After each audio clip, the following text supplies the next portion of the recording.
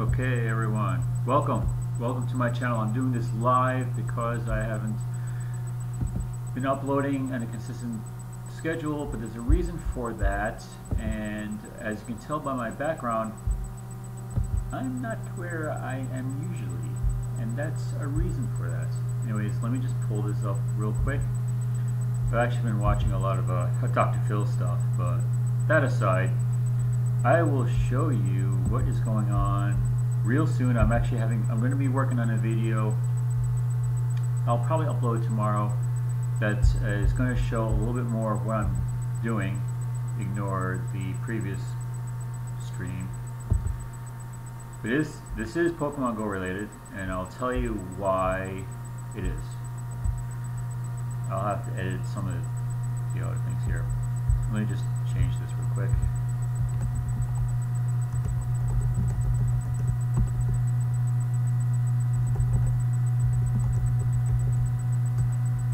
Okay. Now, what's going on with Pokemon Go? Several things is going on right now. One, I will go into a little bit with the PvP useful tactics that can determine victory.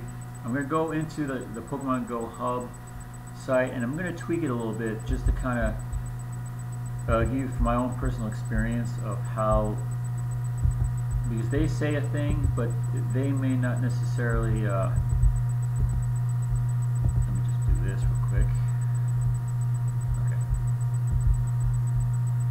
Now I'll read to you what they're talking about.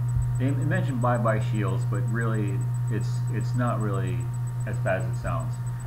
They're basically stating that the counter against shields in PvP is the 3-bar charge moves. Why is that such a thing?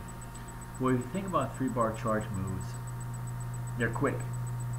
And what you really want to do is you really want to hit the opponent so hard that he's going to be forced to use up the shields as early as possible. That's your primary goal, is to use up those shields as soon as possible.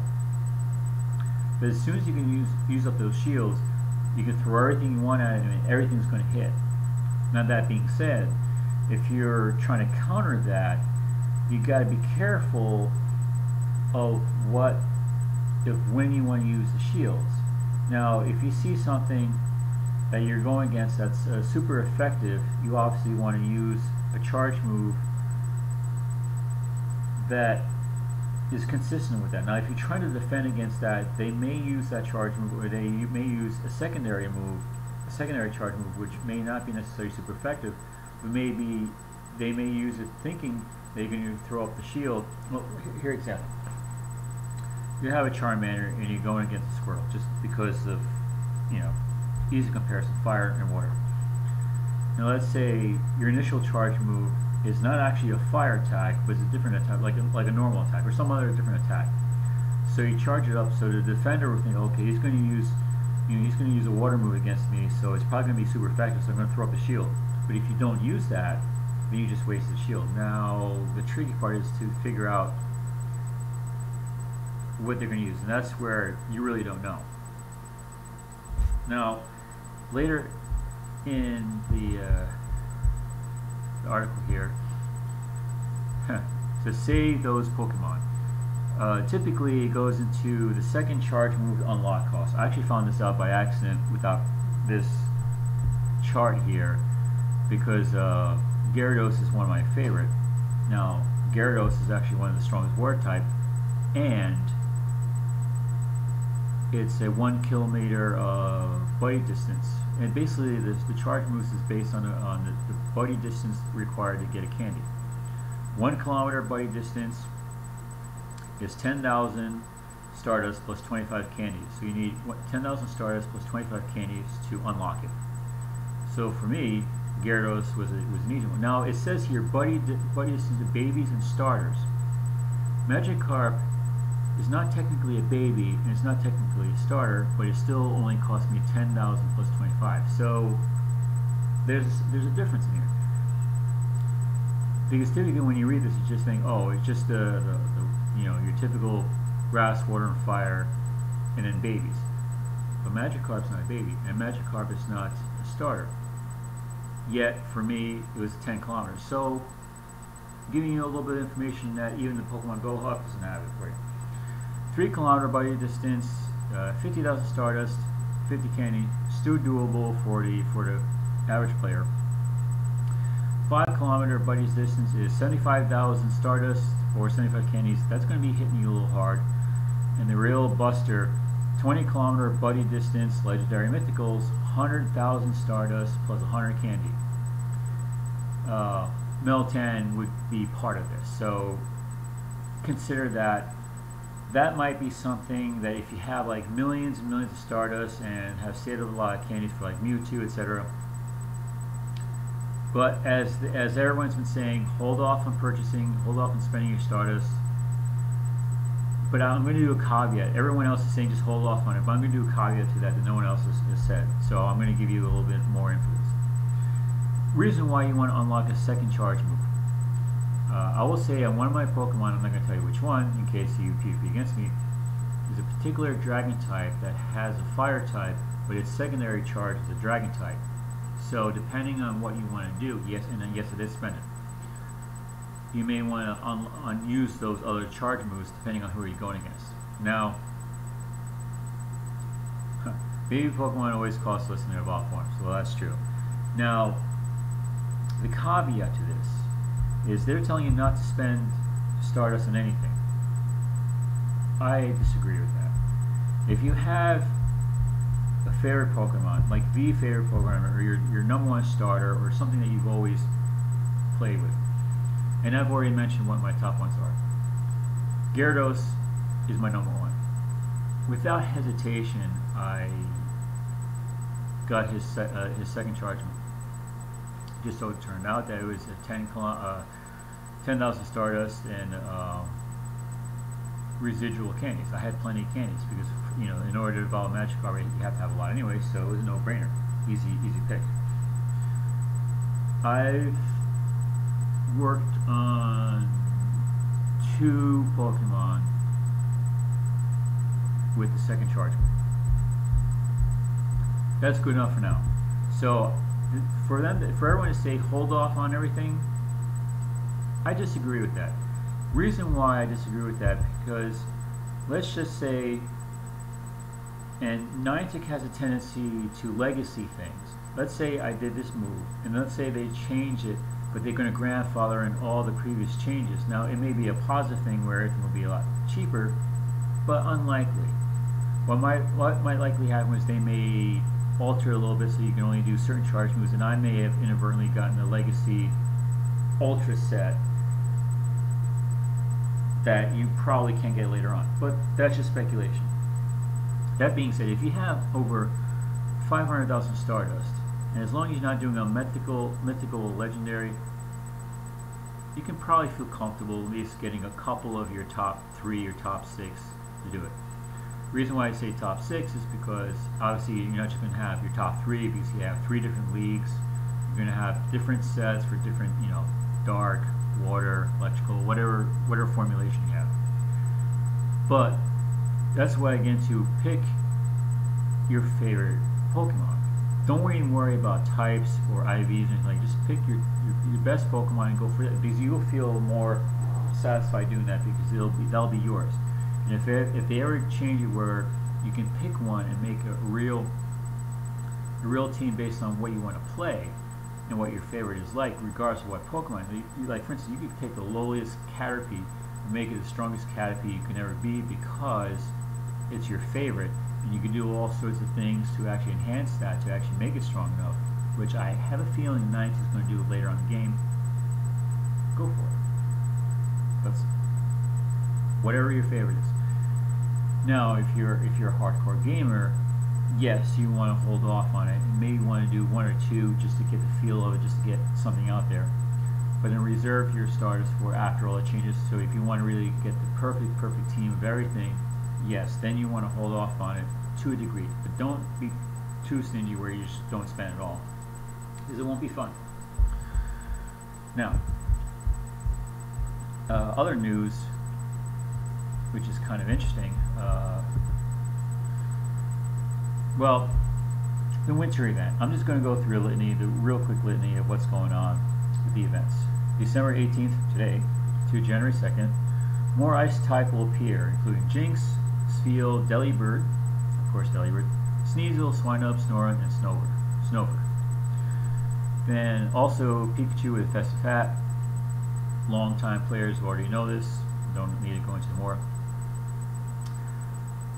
Somewhere around after the 18th, Smoochum, Azuro, Munchlax, Chingling, and Railu and Niantic will be hatching from 7-kilometer eggs. Railu is probably going to be the big one. Chingling will be another one, and Munchlax and Mantic, mispronounced that. So 7-kilometer eggs are going to be relevant again. Single-use incubators from Pokestops, spinning once a day. That's going to be huge. You'll be able. I actually have to go out tonight, soon, like very soon, within like the next 10 minutes, to spin at least my one stop to get the incubator. Although let me just check real quick, because I did spin some earlier when I was flying around and out and about. Let me just check. This is live, so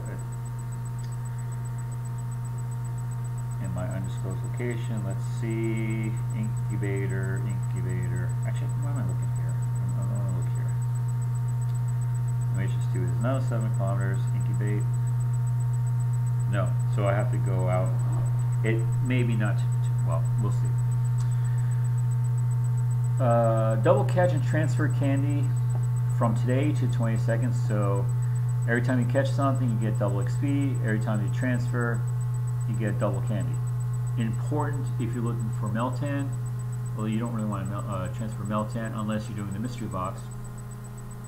Important if you're trying to do like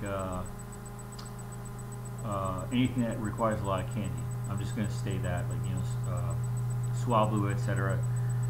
Also stars and ones that you're going to try to evolve that you don't have, this is the time to do it. Now from the 22nd to the 26th of December, which is Christmas time, double catch Stardust. So every time you catch something, you get twice the amount of Stardust. Though most people probably aren't going to be playing much during the Christmas time, but around then you could. 26th, so after the day after Christmas to the 30th, the end of the year, double catch XP. So everything you catch is going to be double XP. If you're under 40, this is your time. So if you throw a lucky egg, 4 times the XP. For the beginning of the new year, from December 30th to January 2nd, half egg hatch time. So those 7 kilometers that we've been working on, 3.5, 10 kilometers, 5, etc. And Delibird themed clothing items starting December 18th. So clothing that will be Delibird related. Now, some important news that just came out. Let me go to this other tab because it has more information here. Shinies. Specifically, Shiny Delibird. So, the reason why I mention that is because last year everyone went Delibird crazy, and anyone that got a chance to get Delibird got it. So you would think, why would you want to do it this year? Well, because it's a shiny version of it, so the chances of you getting a shiny Delibird exist. So you want to go out there and catch them. Now, let's see. It was not urgently reported with the in-game news or Niantic's post in the matter, but instead through the main Pokemon.com site. Other potential shinies is shiny Santa Hat Pikachu. So another reason why you want to catch more Pikachu. Well, there's 3 reasons. 1, if you don't have a hat for some reason, you can get the hat version. 2, there'll be a shiny variant of it. And 3, just to get the year and date timestamp on it. And also, actually, 3.5 is if you haven't gotten your Pikachu badge. That's another thing. Shiny Azuro, the baby Azuro, and shiny Azumarill. It's a thing. It's just a thing that's just was reported today, actually. More important, Niantic has finally given another wave of Sinnoh Pokemons. Snover, Abomasnow, Krogunk, and Munchlax. But Skorupi and Drapion Finneon and Lumineon. See, Crobrine and Toxicroak. Snover and Abomasnow. I'm horrible with these names. Bronzor and Bronzong will be available. Let's see. None of these ones are 3-stage evolution. We've already seen Wild Abomasnow and Drapion and Sales. Unfortunately, though, for those checking their pillow swines, you will not find it can develop. Not yet. Mammal swine will come later. I don't think it's going to be now. Let's see. Oh, and new raid bosses would, of course, it probably you know by now, but just in case, Heatran is now available on the tier 5. So you want to go out there. It's Cresselia is. She had her due. Of course, Shiny Shinx is still out there, and Shiny Shelder, Shiny Magikarp, Shiny Snorunt, Shiny Marwile, Shiny Alolan Raichu, and Shiny Alolan Marok are still available. And you've probably seen a lot of YouTubers. There's actually the new picture with the holiday. If you look at the holiday, you'll see the new Pokemon they're showing there. And in fact, I do see something on the radar. So in a few minutes, I'm going to go out there and catch a few. On to other news. This is not just going to be a Pokemon Go thing. I'm in a new location, pretty far location, and by the time you see the next video, you'll know exactly where I am. I'm going to do a ghost hunt here. I have zero background on this place, so it should be interesting. So I'm going to do an After Dark episode here. Oh, I got to take care of that. What else? I'm still working on the My Little Pony stuff. I'm still uploading things, so keep watching that new episode. I'm going to start working on season 2 really quick. As I mentioned before, I pre-recorded a lot of the season 1 stuff. I'm going to do a lot of fresh reviews and analysis on season 2. I'm going to change it up. I'm going to have a lot more energy, a lot more excitement, because when I was recording season 1, I was working out the kinks of actually the recording, editing, and such. But now I can relax and actually enjoy the show and be more reactive instead of having to play with OBS and Adobe and all stuff. So it's going to be a little, I won't say it's different, but it's going to be a lot more me. And I am working on the mental health videos that's going to be coming out soon. I will have the YouTuber series platform. It's not going to be lessons or anything like that. I'm not going to be teaching, but it's going to be like a, well, for YouTubers, you want to have fresh mental health content that you can rely on. It's going to be specifically tailored to you. Specifically, if anybody that's not a YouTuber watches it, it's not like they won't benefit from it. They just won't understand the terminology or the vernacular that's involved in it. Like, for instance, if I mention something about Adobe or OBS or Streamlabs, the common watcher's not really going to know what they may know about it, but they're not going to know the nuances of it. So it's going to be tailored towards you, like woes of editing, a 6-hour editing, and what that can do to you mentally, physically, emotionally, and how you can handle that, and how you can really take charge and take ownership of it and make it turn around to something positive. That's like a little inkling. And closer to Christmas time, I'm going to read my little Christmas fan fiction just for a video. I have a couple more cooking things for people like it, cooking things, and apparently my eating thing was interesting. A lot of people have made comments about it, but I need more views. I need views to actually know what you guys like. So if you like a thing, view it and have others view it. And everyone, please subscribe. I'm really trying to grow my channel. I really want to get enough subscribers set up for 2019 because of what I'm working on. I'm still working on a teaser for 2019. It's going to be big. Presumably it's going to be big if nobody sabotages me. That's why I've been kind of doing a lot of things very quiet. That's why the teaser is going to come out near Christmas time, hopefully. And I want you guys to help me and support me And if you really want this to go, if you're a big fan of this, you know what I'm talking about. If you really like this, then please support me. I'm going to start poking around in the different social medias for this to kind of present myself. Because I really want this to go. It's not for me. It's for you guys. Because I want to actually provide something interesting, creative, a little bit of funny, a little bit of informative, a little bit of everything for you guys. I don't want it to just be like a comedy show. I don't want it to just be the goofball. But I don't want to be just the logical information tactic. You know, I want to be all across the board. But the reason why I'm doing different content is, as much as I'm going to do a thing, I want other things on my channel. So in case you don't, like, if you're sick and tired of Pokemon Go, like, okay, I've seen 500 YouTubers doing Pokemon Go, but he's doing something else. Let me watch this. That's why I have the After Dark.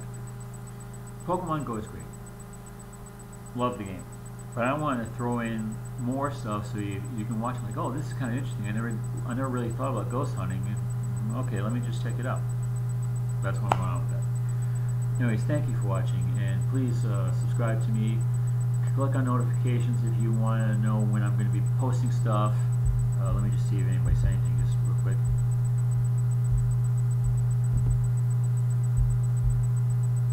Hackmeister, hey, how you doing? Thanks for stopping by. I decided to do a quick little news thing, and I think actually the new shiny content, well, let me just show you something else here. I posted it in a Discord, but I'll just show it to you just to kind of give you an idea. There's new Pokemon out there. So, time to go hunting in a little bit before the hour switches over. But it doesn't matter. At this point, all the bonuses and all the events are rolling in right now. But I wanted to throw something out there because, well, I've been up since 3 o'clock in the morning today, and I took maybe like an hour or two nap. Thanks. Hopefully you like it. It's going to be exciting. I'm going to be excited. I mean, I know the After Dark. I do actually have 2 episodes of After Dark coming up that I'm going to be throwing out there soon. I will give you a hint that I've been trying to get access to, but I'm going to figure out some way of doing this when I get back. Bunnyman Bridge. You've heard of it. You've heard of the stories of it. I'm going to go there. And if there's any other place that you want me to go, I'll check it out. I got a couple leads, so I'm going to jump in and do some like really, I'm going to do like Ghost Adventure level like locations. And hey, any of you guys from Ghost Adventures, if you want to collab and do something, I've sent messages. Let's do something. That should be interesting. Having a major TV production and a YouTube channel kind of combine things, that'd be kind of cool. And PewDiePie's doing well, so the PewDiePie versus T series thing, it's still a thing, but I don't think you have to worry about it. The margin's growing very large. Keep watching Cocomelon. Its numbers are still increasing. It has one of the best stats of any channel that exists on YouTube. A lot of people are like, who's Cocomelon? Are they even relevant? They're not even having enough subscribers. But if you look at all the stats all across the board, watch. That'll be a contender. And here's the thing. Give it a year and a half. And if any of you watched my videos, I'm going to give you a challenge. I'm going to say this now, the Cocomelon is going to be a competitor. And if I'm right, and you doubt me, it's up to you to bring me, let's say, 200 subscribers per person doubts me. If you're a man of your word, if you say no, this is not relevant, it's going to be bull, this is not going to be, you're wrong. But if I'm right, each individual, you got to bring me 200 subscribers. That's a small number. That's not a lot. That's something that's doable. Now, if I'm wrong in your channel, how can I do this? I'll just basically promote all my subscribers. How about that? There's the deal. I'm a man of my word, and I stick to it. So that's it for that. What's going on? Oh, Smash Brothers is a big hit. Everyone's buying it. Everyone's playing it.